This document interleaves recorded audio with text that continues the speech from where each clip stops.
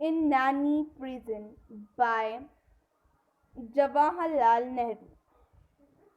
This is one of the 12 chapters in the autobiography that deal with Nehru's experiences in prison.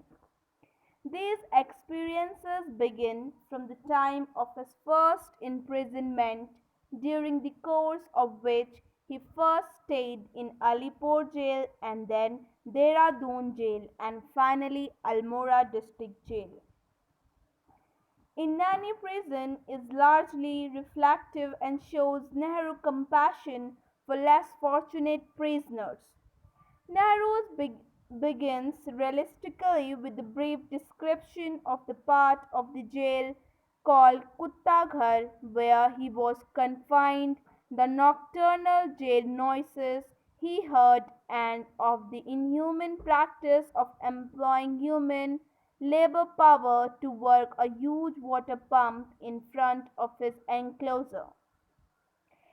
He then goes on to talk the plight of the lifers convict sentenced to life and how inhuman treatment turned them into automatons responsive only to fear.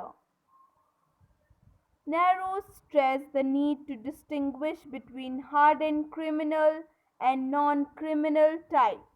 He then goes on to point out the discrimination made between the facilities available to European prisoner and to Indian prisoner and stresses the need for a more human treatment of them. He also feels a sense of guilt at having an easier time in the jail. Towards the end of the chapter, Nehru likens the efficient but heartless administration of an Indian prison with the working of the British government of India. The chapter closes on a personal note with Narmada Prasad Singh joining month later and then 10.5 months later his own father, Dr. Syed Mahmood. Comments. We shouldn't forget that prison is central to the autobiography. Nehru had thought of calling it In and Out of a Prison. Prison life meant a great deal of deprivation for Nehru. One misses, he says in chapter 14, Out Again, many things in prison, but perhaps most of all one misses the sound of women's voices and children's laughter. In Lucknow district gaol, he suddenly realized that he had not heard a dog bark for 7 or 8 months. But these experiences also result in an expansion of his sympathies. He becomes aware of what it meant to spend a long years in prison and of many a promising life lost in it. And of course, prison life promotes introspection which result in the writing of the book. This chapter in Naini prison needs to be read along with some at least of the 11 other chapters on the subject. Nehru convey a sense of being cooped up in prison with the help of anonymous quotation.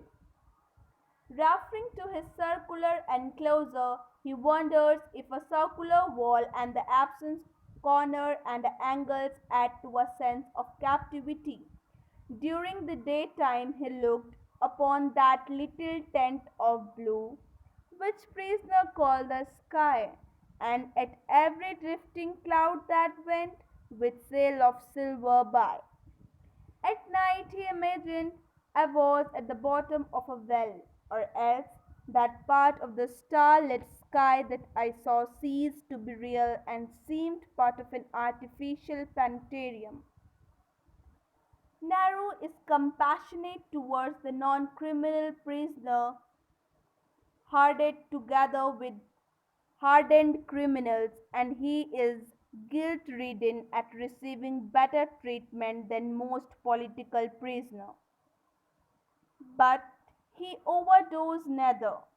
He is an informed sympathy and he quotes Lavis Illos, the warden of Sing Sing prison in New York, who, according to Nehru, says that only 12.5% of his prison population is aggressively antisocial and are really bad. His simple idealism is reflected in the suggestion that a more sensible economic policy, more employment, more education would soon empty out our prison. Nehru's experiences of Indian prisons led him to compare them with the British rule in India.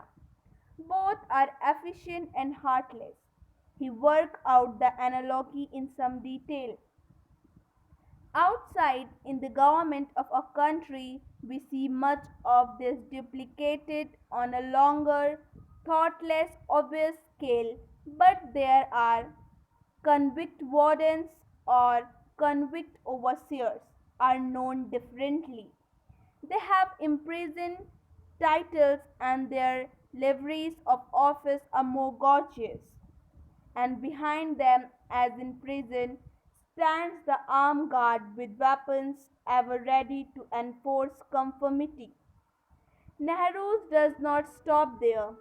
He expands his meditation further and says that in prison one begins to appreciate the Marxian theory that the state is really the coercive apparatus to enforce the will of a group that control the government. In chapter, Nehru uses another analogy to depict India's plight. He compares India to an enormous country house that the British owned and expand to some extent.